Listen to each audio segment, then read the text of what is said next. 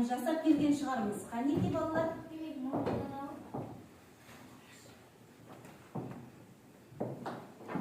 Жарайсың Асылай, өте жақсы. Жарайсың Айару, өте жақсы. Өте жақсы. Қадишаның тапсырмасын қараңдаршы балалар.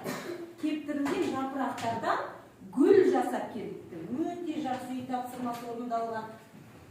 Нұраділдің тапсырмасын қараңдаршы балалар. Өте жақсы. Жарайсыңдар балалар. Ендеше сол жұмбақты шешуіміз керек екен балалар. Қанеке шешіп көрейікші. Өсімдіктің түрі мүшесін ата. Кім айтады? Ал, Мерхан айтады. Жапырақ, өте жақсы. Жарайсың. Түрі организмдердің саналы тобына. Ал, Маулид айта ғой. Жарайсың. Ал енді балалар қарайықшы. Енді қандай сөз шықты балалар?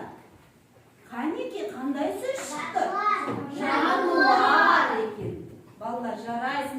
Ал ендеше бүгін балалар сабағымыздың тақырыбы алуан түрлі жануарлар. Жаңа ғана балалар біз сөз жұмбақ шештік па? Шештік. Оның жауабы не болды балалар? Жануар.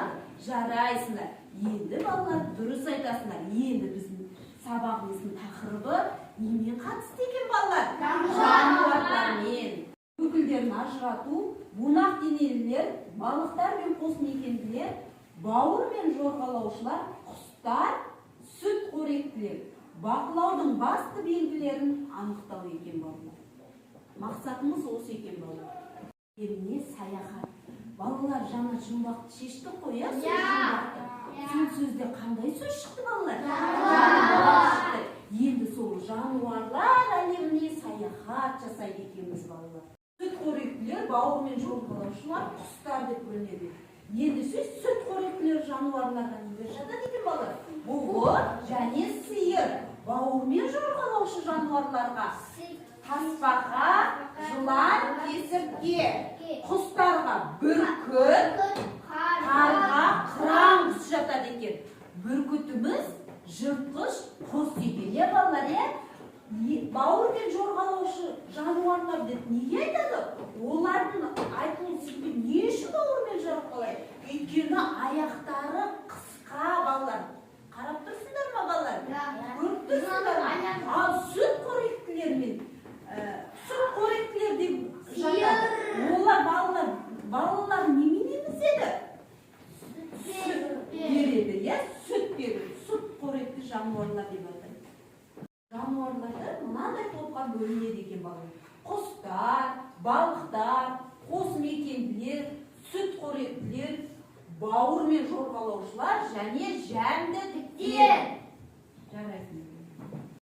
Жаңа біз жануарларды 3 топқа бөлдік, сүт қоректілер, бауыр мен жорғалаушылар, құстар мен қосмекенділер, балықтар мен жәндіктер дедік. Ендеше балалар осы топ бойынша 3 топқа бөлініп жұмыс жасайды екенбіз. Біздің дескрипторымыз, бірінші топтың дескрипторы сүт қоректілердің қоректену жолын түсіндіреді, бауыр мен жорғалаушының сыртқы пішінін сипаттайды.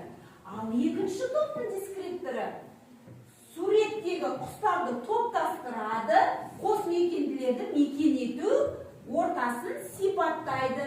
Ал үшінші топтың дескрипторы балалар жәндіктерді көбею жолын түсіндіреді, балықтар мен дене мүшенің қызметін анықтайды екен балалар. Ендеше 3 топ осы дескриптор бойынша жұмыс жасаймыз. Ендеше балықтар мен жәндіктерді жабыстырамыз. Қанеке? Топтасып жабыстырамыз. Жәндіктер мен балықтар. Жабыстырыңдар Қанеке.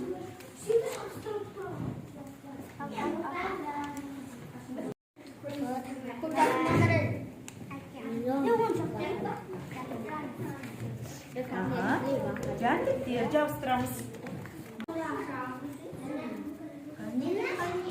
Өте жақсы, жарайсың. Ал жарайсыңдар балалар. Топ мүшелері шығып қорғайды. Қанеке айта қояқпайын.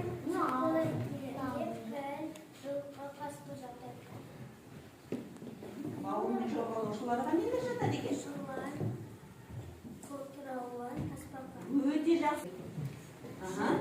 Жылқы шөп жейді, қасқыр шөп жейді, сәбіз жейді. Жарайсың. Ал не үшін бауырымен жорғалаушылар деп айттық? Өйткені оның несі? Қыз. Иә. Балалар, қане бірінші тапсырма қараймыз. Үшінші тапсырмамызға қарайық, балалар. Үшінші тапсырмада ақиқат пен жалған дейді. Балалар, бірінші сұрақты оқиын. Тасбақа жәндік тобына жата ма? Ақиқат па, жалған ба? Жалған дейді. Ал жылқы сүт қоректі класына жата ма? Жалған ба, ақиқат па? Ақиқат. Кесіп тапсырманың жауабын көрейікші. Ақиқат па, жалған ба? Тасбақа жәндіктер тобына жата ма екен? Жалған екен. Жылқы сүт қоректі класына жата ма екен? Тапсырма берілді балалар. Сәйкестендіру. Тұрмыз. Қазақстанда кездесетін жануарлардың түрін сәйкестендіреміз. Жұптық жұмыс жасаймыз балалар. Жұптасып отырып жұмыс жасайды екенбіз балалар. Тапсырма берем. Сендер жұптасып орындайсыңдар. Біздің дискрипторымыз Қазақстанда кездесетін жануарлардың түрін сәйкестендіреміз балалар. Жарайсың бабамыз. Қанеке құстар? Құстар? Қанша құстар? Хадиша, жарайсың. Радио жасап отырамыз, жұмыс жасаймыз, жұптасып орындаймыз. Мен қане? Сүт қоректілер кәні мейірім, өте жақсы. Жарайсың. Енді бауырмен өте жақсы жұмыс жасап жатсың, жарайсың. Келесі, қосмекенділер қанша түрі бар екен? 12 жасағай ғой.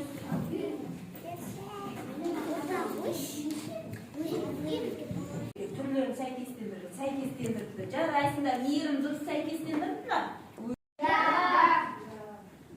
Жарайсыңдар балалар. Түсіндік па сабаққа? Жарайсыңдар. Бүгінгі сабаққа Хадиша жақсы 8 балл, Ақбаян жақсы 9 балл. Ақбаян өте жақсы сабаққа қатысып отыр. Әбілмансұр жақсы 9 балл жақсы. Әбілмансұр да сабаққа жақсы атсалысып отыр. Маулида 9 балл жақсы. Тапсырма суреттегі оқулықтағы суреттер пайдаланып сөйлем құрап жазып келеміз.